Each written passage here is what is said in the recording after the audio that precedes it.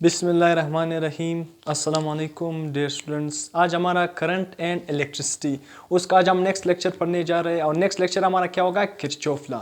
Kirchhoff के दो law है, तो आज हम क्या करेंगे, इस लेक्चर में हम किरचॉफ का एक लॉ पढ़ेंगे, अगले चैप्टर में अगले लेक्चर में हम क्या करेंगे, अगला ही लॉ पढ़ेंगे। तो इस लेक्चर में हम क्या करेंगे, किरचॉफ करंट लॉ को पढ़ेंगे, जिसको हम KCL से भी क्या है उसको एब्रीवेट करते हैं, KCL। तो किरचॉफ करंट लॉ से रिलेटेड इंशाल्लाह हम हर पॉइंट क्या करेंगे, डिस्कस करेंगे। किरचॉफ लॉ से रिलेटेड हर कॉम्प्लेक्स और बेसिक पॉइंट क्या करेंगे, डिस्कस करेंगे। अगर आप सेकंड ईयर बोर्ड एग्जाम के लिए तैयारी कर रहे हो या कोई भी कॉम्पिटिटिव एग्जाम के लिए तैयारी कर रहे हो, तो दोनों ही के लिए ये लेक्चर क्या होगा, बेनिफिशियल होगा।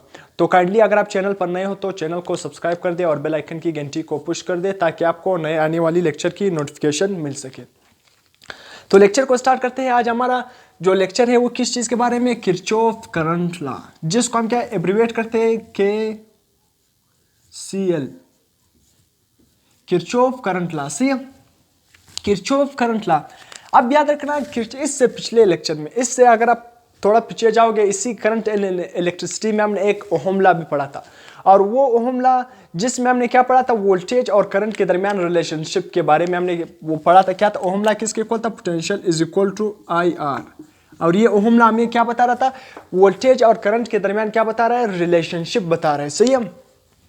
तो इसी तरह किरचॉफ करंट लॉ भी उसी तरह है, मगर इसका थोड़ा कंसेप्ट क्या होगा, चेंज होगा। किस तरह, यहाँ पर मैंने लिखा है इंपॉर्टेंट पॉइंट कि for simple circuit Ohm law and resistor combination is valid. यहाँ तक ना, इससे पिछले लेक्चर में जो हमने ओहम लॉ पढ़ा था, अगर आपने सिंपल सर्किट में ना, अगर आपने करंट जिधर से एक सिंपल सर्किट है, अगर सर्किट क्या था, सिंपल था, जिसमें एक वोल्टेज आपने अप्लाई किया था, मतलब बैटरी कनेक्ट हुई थी, या वो सर्किट क्या था, बिल्कुल सिंपल था। तो सिंपल सर्किट में हम क्या करते थे, वोल्टेज और करंट को इजिली क्या कर सकते थे, फाइंड कर सकते थे। जो सर्किट क्या था, सिंपल था, कॉम्प्लेक्स नहीं था। तो इसलिए सिंपल सर्किट के लिए हम क्या हम कौन सा लॉ यूज करते थे, ओहम लॉ और रेजिस्टर कॉम्बिनेशन यूज करते थे।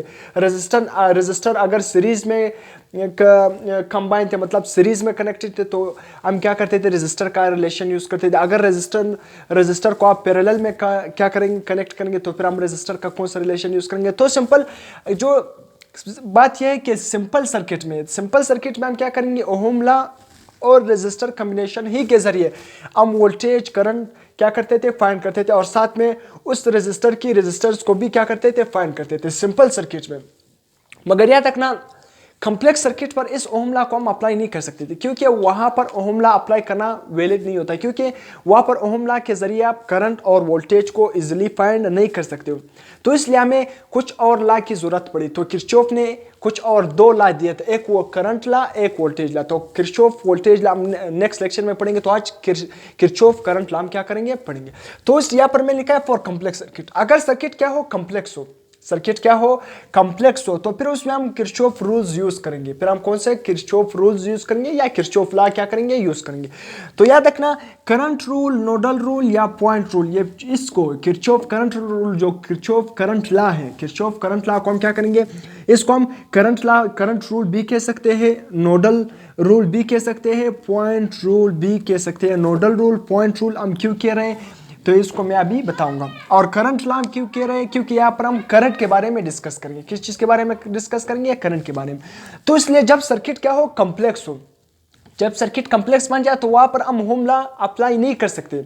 ओहम लॉ के जरिए हम वोल्टेज और करंट इजिली फाइंड नहीं कर सकते। तो इसलिए फिर वहां पर हम किरचॉफ का लॉ अप्लाई करेंगे। तो इसलिए सबसे पहला किरचॉफ लॉ क्या है, किरचॉफ करंट लॉ। अब किरचॉफ करंट लॉ को हम करंट रूल भी कहते हैं, नोडल रूल, पॉइंट रूल भी कहते हैं। अब किरचॉफ लॉ हमें क्या बता रहे हैं, मैंने यहाँ पर एक सिंपल डायग्राम बनाया है। ये किरचॉफ लॉ के स्टेटमेंट है। किरचॉफ करंट लॉ का स्टेटमेंट क्या है, उसने ये बताया कि sum of incoming current is equal to sum of leaving current. कि किसी भी सर्किट में जितना करंट क्या होगा, आ रहा होगा, उतना ही करंट क्या होगा, जा रहा होगा। से किरचॉफ करंट लॉ में ये बता रहे कि इनकमिंग करंट क्या होगा, आउटगोइंग करंट के क्या होगा, इक्वल होगा। सही है। यहां पर मैं सर्किट बना रहा हूं, आपके बाद में ये समझाऊंगा। सही है। लेट सपोज ये एक यहां पर एक रेजिस्टर भी है, जैसे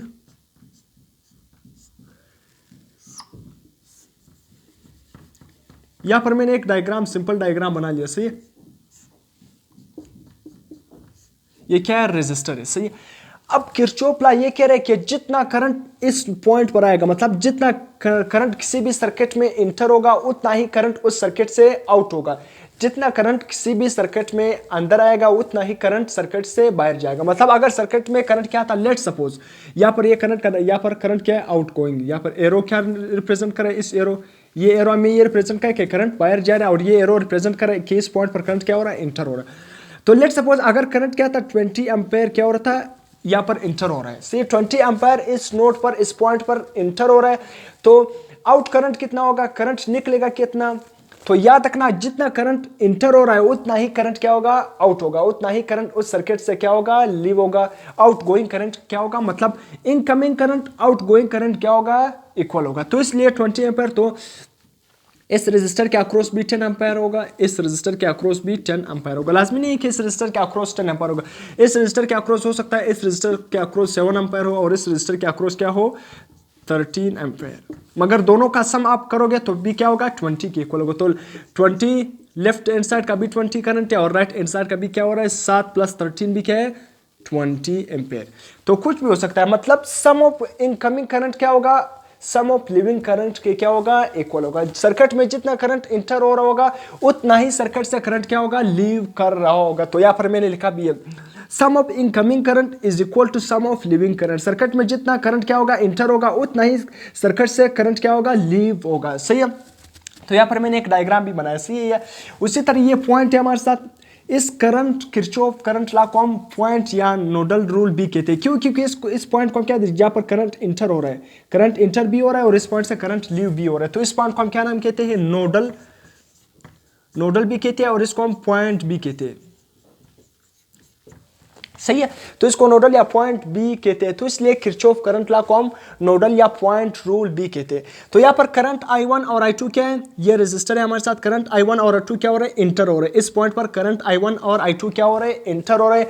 तो इसलिए लीव करंट भी कितना हो रहा है, इस सर्किट से करंट लीव भी क्या होगा, I3 और I4। अगर जितना वैल्यू I1 और I2 की होगी उतनी ही वैल्यू I3 और I4 की होगी। सही है। लेट सपोज अगर मैं कहूँ I1 और I2, जो इस पॉइंट पर करंट I1 और I2 क्या हो रहे हैं, इंटर हो रहे हैं। सही है। तो लीव, ये इन दो I3 और I4 क्या है, सर्किट से लीव कर रहे हैं। तो जितना करंट I1 और I2 होगा, तो इनकमिंग करंट जितना होगा उतना ही आउट गोइंग करंट होगा। तो यहाँ पर मैंने लिखा भी है कि I1 + I2, current I1 + I2 is equal to current I3 + I4। जितना करंट इस सर्किट के अंदर आ रहा होगा उतना ही करंट क्या होगा, सर्किट से जो जा रहा होगा उतना ही करंट सर्किट से क्या होगा, आउट होगा। सही। अगर सर्किट के अंदर करंट क्या होता, लेट सपोज यहाँ पर सर्किट के अंदर करंट कितना जा रहा है, लेट सपोज 30 एम्पेयर, तो इस सर्किट से करंट बाहर भी कितना जा रहा होगा, 30 एम्पायर ही करंट क्या होगा, जा रहा होगा। तो इसलिए जितना करंट सर्किट के अंदर आ रहा है उतना ही करंट सर्किट से बाहर भी जा रहा होगा। सही है।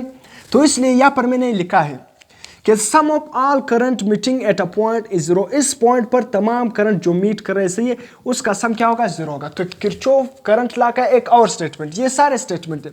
फर्स्ट स्टेटमेंट ये है, फिर मैथमेटिकल फॉर्म में मैंने इस स्टेटमेंट को लिख लिया, फिर इसी तरह और वर्डिंग में लिख लिया कि sum of all current is equal to 0। Sum of all current क्या होगा, 0 होगा। क्यों 0 होगा, यहाँ पर मैंने लिखा भी है I1 + I2। सही है। अगर आप इस साइड को I3 और I4 को इस साइड पे लाओगे तो I3 भी क्या होगा, माइनस होगा, I4 भी क्या होगा, माइनस में हो जाएगा, क्योंकि आप इसको लेफ्ट साइड पे क्या कर रहे हो, शिफ्ट कर रहे हो। सही। तो इसलिए मैंने I1 + I2 + I3 और I4 को मैंने इस साइड पर क्या कर दिया, शिफ्ट कर दिए। तो इसकी साइन क्या हो जाएगी, रिवर्स हो जाएगी। यहाँ पर दोनों क्या है, प्लस में। करंट I3 और I4 दोनों क्या है, प्लस में। तो इसको मैं जब इस साइड पर शिफ्ट करूंगा तो ये माइनस में हो जाएंगे। उसी तरह प्लस I3 भी माइनस हो गया, इसी तरह प्लस I4 भी क्या हो गया, माइनस हो गया, इज इक्वल टू 0। तो इसलिए sum of all current is equal to 0। तो यहाँ पर मैंने लिखा भी है summation of all current is equal to 0। तो यहाँ पर मैंने आपको मैथमेटिकल भी प्रूव कर लिया कि तमाम करंट का सम क्या होगा, 0 होगा। जितना करंट इंटर हो रहा है उतना ही करंट क्या हो रहा है, लीव हो रहा है। तो इसलिए तमाम करंट का सम क्या होगा, 0 होगा। अब यहाँ पर मैं आपको एग्जाम्पल से भी समझाता हूँ। मैंने क्या बताया, अगर इस सर्किट में 30 करंट एम्पायर क्या आ रहा था, तो इस सर्किट से आउट गोइंग करंट, इस सर्किट से बाहर जा रहा होगा करंट भी क्या होगा, 30 होगा। सी जितना करंट अंदर आ रहेगा इस सर्किट में, जितना करंट इंटर हो रहा है उतना ही सर्किट से करंट क्या होगा, लीव कर रहा होगा। सी अगर सर्किट से करंट क्या था, 30 एम्पायर क्या आ रहा था, इंटर हो रहा था, तो इस सर्किट से करंट 30 एम्पायर क्या होगा, लीव कर रहा होगा, आउट गोइंग करंट होगा। सही है। अब सिंपल आप इस 30 एम्पायर को इस साइड पे शिफ्ट करो तो क्या हो जाएगा, इस साइड पे जब लाओगे क्या हो जाएगा 30 एम्पायर, इस साइड पे जब शिफ्ट होगे तो किस साइड, इस साइड पे जब शिफ्ट करोगे तो साइन क्या हो जाएगा, रिवर्स माइनस में हो जाएगा, इज इक्वल टू 0। तो तमाम sum of all current is equal to 0 हो गया, यानी +30 -30 0 इज इक्वल टू 0। तो सम ऑफ ऑल करंट क्या है, 0 के इक्वल हो गया, यानी तो इसलिए किरचॉफ करंट लॉ का सेकंड या थर्ड फर्स्ट स्टेटमेंट क्या है कि जितना करंट सर्किट के अंदर आ रहा होगा उतना ही करंट सर्किट से क्या कर रहा होगा, लीव कर रहा होगा। सही है। फिर इसी स्टेटमेंट को मैंने मैथमेटिकल फॉर्म में लिख लिया। सर्किट के अंदर I1 और I2 करंट क्या है, इंटर हो रहे हैं, और I3 और I4 क्या कर रहे हैं, लीव कर रहे हैं। जितना करंट I1 और I2 का होगा मतलब इंटरिंग करंट होगा, उतना ही I3 और I4 मतलब लिविंग करंट होगा। सही है। उसी तरह फिर मैंने लिख आपको बता दें कि summation of all current is equal to किसके इक्वल होगा, 0 के इक्वल होगा। तो इसको मैंने वर्डिंग में भी लिख लिया और यहाँ पर मैथमेटिकल फॉर्म में मैंने भी लिख लिया। अब यहाँ पर एक इंपॉर्टेंट एमसीक्यूज आ रहा है जो किरचॉफ लॉ से, किरचॉफ करंट लॉ से आता है, किरचॉफ करंट लॉ से।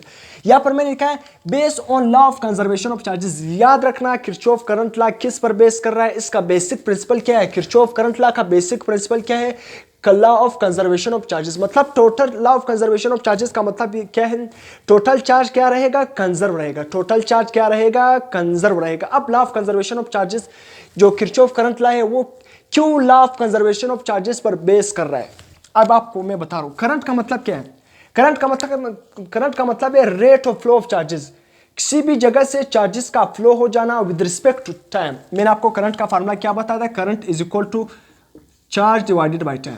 जब भी किसी क्वांटिटी के नीचे आप टाइम को डिवाइड करते हो तो हम क्या करते हैं, रेट, उसके साथ कौन सा लफ्ज यूज करते हैं, रेट। तो क्या है, rate of flow of charges. Rate of flow of charges मतलब चार्जेस का फ्लो हो जाना किसी भी सर्किट में से विद रिस्पेक्ट टू टाइम, उसको हम क्या नाम देते हैं, करंट। तो इसलिए करंट क्या है, करंट दरअसल में करंट क्या है, जब किसी भी rate of flow of charges, किसी भी सर्किट में से जब चार्जेस फ्लो करते, चार्जेस की फ्लो को हम क्या नाम देते हैं, करंट का नाम देते हैं, यानी चार्जेस की फ्लो को हम क्या नाम देते हैं, करंट। तो इसलिए ये लॉ किस पर बेस कर रहा है, law of conservation of charges. Law of conservation of charges का मतलब ये है कि टोटल चार्जेस क्या रहेगा, मतलब टोटल चार्ज रिमेन कांस्टेंट होगा। जितना चार्ज क्या होगा, मतलब सर्किट, मतलब जितना चार्ज इसके सर्किट के अंदर आ रहा होगा उतना ही चार्ज सर्किट से बाहर भी जा रहा होगा। सही है। तो टोटल चार्ज क्या रहेगा, कंजर्व रहेगा, टोटल चार्ज रिमेन कांस्टेंट, क्योंकि करंट का मतलब भी क्या है, फ्लो ऑफ चार्जेस। तो इसलिए ये लॉ किस पर बेस कर रहा है, law of conservation of charges पर बेस कर रहा है। तो इसलिए मैं लिख सकता हूं कि इमिशन ऑफ करंट इंटरिंग, जितना करंट इंटर हो रहा है उतना ही करंट लीव कर रहा होगा, उतना ही करंट क्या होगा, लीव कर रहा होगा। तो इसलिए आप इसको इस तरह भी लिख सकते हो कि incoming charges is equal to outgoing charges. आप इसको यहां पर एक और स्टेटमेंट लिख सकते हो कि जितनी चार्जेस सर्किट के अंदर आ रहे होंगे उतने ही चार्जेस सर्किट से क्या कर रहे होंगे, लीव कर रहे होंगे। सही है। तो यहां तक जो बेसिक पॉइंट हो गया वो मैंने डिस्कस कर लिया। अब यहां पर साइन याद रखना, यहां पर हमारे साथ एक पॉइंट मैंने क्या बनाया, एक पॉइंट, नोडल पॉइंट है। सही है। यहां पर करंट क्या हो रहा है, इंटर हो रहा है, और यहां पर इस पॉइंट से करंट क्या हो रहा है, लीव हो रहा है। करंट क्या हो रहा है, बाहर जा रहा है। तो इंटरिंग करंट को आप हमेशा क्या लोगे, पॉजिटिव लोगे। इंटरिंग करंट को आप हमेशा क्या लोगे, पॉजिटिव लोगे। याद रखना किसी भी सर्किट में अगर करंट अंदर आ रहा था, करंट क्या था, अंदर आ रहा था, तो उस करंट को आप क्या लोगे, पॉजिटिव। और सर्किट से जब बाहर जा रहा होगा तो उस करंट को आप क्या लोगे, नेगेटिव लोगे। उस करंट को आप क्या लोगे, नेगेटिव लोगे। यहाँ पर मैंने लिखा भी है, सर्किट से करंट क्या है, बाहर जा रहा है तो उसको आपने नेगेटिव लेना है, और सर्किट के अंदर आ रहा है उस करंट को आपने पॉजिटिव लेना है। अब यहाँ पर आपको नजर भी आ रहा है सर्किट के अंदर I1 और I2 क्या है, इंटर हो रहे हैं, जबकि I3 और I4 सर्किट से लीव कर रहे हैं। सही है। तो आपको यहाँ पर मैंने लिख भी लिया, सही है, कि जितना करंट इंटर हो रहा है उतना ही क्या है, लीव करे, दोनों इक्वल है। अब यहाँ पर मैं आपको बता रहा हूँ कि सर्किट से जो आउट करंट है, जो जा रहे हैं, वो हमेशा आपने क्या लेने, नेगेटिव लेने। आपको नजर भी I1 और I2 क्या हो रहे हैं, इंटर हो रहे हैं, जबकि I3 और I4 क्या हो, सर्किट से लीव हो रहे हैं, सर्किट से बाहर जा रहे हैं, सर्किट से क्या है, बाहर जा रहे हैं। तो यहाँ पर उसके साथ माइनस निशान है, यानी मैंने उसको क्या किया, लेफ्ट साइड पर क्या क्या शिफ्ट कर दिया। जब लेफ्ट साइड पर शिफ्ट किया तो दोनों माइनस में हो गए। तो इसलिए यहाँ पर भी प्रूव हो रहा है कि सर्किट में जो करंट किसी भी सर्किट में इंटर हो रहा होगा, जो करंट सर्किट में इंटर हो रहा होगा उसको आपने क्या लेना है, पॉजिटिव लेना है। और जो करंट सर्किट से बाहर जा रहा होगा, मतलब सर्किट को लीव कर रहा होगा, उस करंट को आपने नेगेटिव लेना है। सही है। ये साइन भी आपने याद रखना है। ये तब इंपॉर्टेंट होगा जब आप क्या करोगे, इसके न्यूमेरिकल सोल्व करोगे। सही है। अब यहाँ तक जो किरचॉफ करंट लॉ का हर पॉइंट क्या गया, डिस्कस हो गया। इसी से रिलेटेड यही पॉइंट आते हैं कि कभी कभी आपसे क्वेश्चन की फॉर्म में ये स्टेटमेंट पूछा जाता है, एमसीक्यूज की फॉर्म में पूछा जाता है, या तो ये पूछा जाता है मैथमेटिकल डेरिवेशन, या इसका ये दूसरा फॉर्म पूछा जाता है, या दूसरा फॉर्म ये, या ये किस चीज़ पर बेस कर रहा है किरचॉफ करंट लॉ से, तमाम पॉइंट क्या हो गया, डिस्कस हो गया। अब यहाँ पर मैंने एक क्वेश्चन लिखा है आपके लिए, इस तरह क्वेश्चन आते हैं और इसी तरह एमसीक्यूज भी बनते हैं किरचॉफ करंट लॉ से। इसी तरह एमसीक्यूज बहुत ही आसान एमसीक्यूज बनते हैं। एमसीक्यूज क्या है, सारे बहुत क्या होते हैं, आसान होते हैं। एमसीक्यूज सारे आसान होते हैं, आपने कंफ्यूज नहीं होना। अब किस तरह, यहाँ पर क्या है, करंट क्या है 6, मैंने यहाँ पर एक जंक्शन बनाया, यहाँ पर भी करंट अंदर आ रहा है, यहाँ पर करंट अंदर आ रहा है, जबकि इस जंक्शन से करंट क्या है, लीव कर रहा है। सही है, इस जंक्शन से करंट लीव कर रहा है। उसी तरह इस जंक्शन में करंट क्या है, बाहर जा रहा है, और इस जंक्शन से भी करंट क्या है, बाहर जा रहा है। और यहाँ पर मैंने करंट का निशान बनाया कि इस जंक्शन में करंट कितना होगा। सही है, इस जंक्शन से करंट इतना आ रहा है। पहले आप 8 एम्पेयर को यहाँ पर 2 मिनट के लिए मिटाओ। सही है, आप 8 एम्पेयर को कुछ टाइम के लिए मिटाओ। यहाँ पर करंट क्या है, 6 एम्पेयर क्या है, इंटर हो रहा है, 4 एम्पेयर भी यहाँ पर इंटर हो रहा है, जबकि 2 एम्पेयर लीव कर रहा है, और यहाँ से 4 एम्पेयर बाहर जा रहा है। और यहाँ इस जंक्शन से यहाँ पर इस पॉइंट पर आपसे पूछा है कि करंट क्या होगा। सिंपल, बहुत ही सिंपल है, कंफ्यूज नहीं होना है। अब यहाँ पर 6 एम्पायर इंटर हो रहा है और यहाँ पर 4 एम्पायर। सही है, और 2 एम्पायर क्या होगा, लीव कर रहा है। सी 2 एम्पायर यहाँ पर क्या कर रहा है, इसी पॉइंट से 2 एम्पायर क्या कर रहे हैं, लीव कर रहे हैं। तो कितना इंटर हो रहा है, 6 एम्पायर। अब ये पॉइंट आपको समझ आएगा कि जब करंट इंटर होगा उसको आपने पॉजिटिव लेना है, जब करंट लीव कर रहा होगा, बाहर जा रहा होगा, उसको आपने नेगेटिव लेना है। यही पॉइंट भी यहाँ पर डिस्कस होगा। अब 4 एम्पायर क्या है, 6 एम्पायर भी सर्किट के अंदर आ रहा है, 4 एम्पायर भी सर्किट के अंदर आ रहा है, तो 6 + 4 एम्पायर। जबकि सर्किट से इसी पॉइंट से कितना एम्पायर बाहर जा रहा है, 2 एम्पायर बाहर जा रहा है। इसी पॉइंट से, इसी नोडल प्लेन से, इसी सर्किट की पॉइंट से 2 एम्पायर करंट बाहर जा रहा है, तो बाहर जा रहा है। आउटगोइंग करंट को मैंने बताया किस में लेंगे, हम नेगेटिव में लेंगे। तो यहां पर मैंने -2 एम्पायर।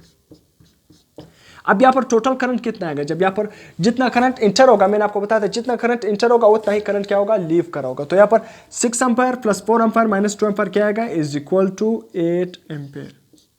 क्या आएगा, 8 एम्पेयर क्या आएगा। यहाँ पर करंट कितना जा रहा होगा, 8 एम्पेयर क्या को जा रहा होगा, करंट जा रहा होगा। सिंपल, आपने इस तरह अप्लाई करना है किरचॉफ। कोई यहाँ पर मतलब इतना मैथमेटिकल डेरिवेशन है ही नहीं। सिंपल, जो इनकमिंग करंट है उसको आप प्लस करो, यहाँ पर 2 एम्पेयर बाहर जा रहा है तो उससे माइनस करो। इस पॉइंट पर कितना करंट जा रहा होगा, 8 एम्पेयर करंट जा रहा होगा। अब आपने इस पॉइंट तक आना है कि इस पॉइंट पर करंट कितना होगा। सही है, उसी तरह यहाँ पर 4 एम्पेयर है, यहाँ पर 4 एम्पेयर करंट जा रहा है। करंट इस जंक्शन में, अब इस जंक्शन में, सही है, इस जंक्शन में करंट कितना इंटर हो रहा है, इस पॉइंट में करंट इंटर कितना हो रहा है, 8 एम्पेयर इस पॉइंट पर क्या हो रहा है, इंटर हो रहा है। 8 एम्पेयर करंट इस पॉइंट पर क्या हो रहा है, इंटर हो रहा है। तो यहाँ पर 4 एम्पेयर इस साइड पे जा रहे हैं, 4 एम्पेयर करंट क्या है, उस साइड पे जा रहे हैं, तो इस साइड पे करंट क्या होगा, बहुत ही सिंपल।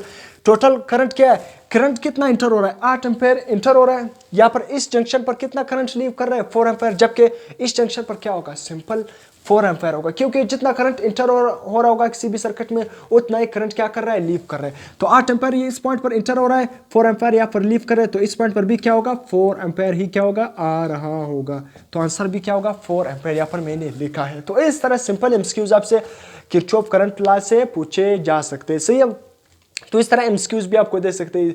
अक्सर आपको इस तरह एमसीक्यूज देखकर आप कंफ्यूज हो जाते हैं। आपने कंफ्यूज नहीं होना है, सिंपल आपने इस तरह हल करना है। पहले मैंने क्या किया, इस पार्ट को हल कर लिया सी कि यहाँ पर कितना करंट आ रहा होगा, यहाँ पर इस पॉइंट पर कितना करंट इंटर हो रहा होगा। तो यहाँ पर 6 एम्पायर और 4 एम्पायर क्या रहे थे, इस पॉइंट पर इंटर हो रहे थे, तो इन दोनों को मैंने ऐड कर लिया। जबकि 2 एम्पायर लीव कर रहा है करंट, 2 एम्पायर जब लीव करा होगा तो लिविंग करंट को, जो करंट आउट गोइंग होगा, बाहर जा रहा होगा, उसको अपने माइनस में लेना है। तो 2 एम्पायर को मैंने यहाँ से +6 + 4 -2 यहाँ से क्या किया, माइनस कर लिया, तो 8 एम्पेयर है क्या टोटल।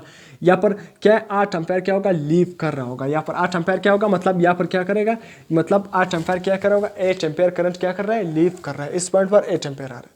अब इसी तरह इस पॉइंट पर 8 एम्पेयर इंटर हो रहा है, करंट 8 एम्पेयर इंटर हो रहा है, तो 4 एम्पेयर इस साइड पे जा रहे हैं।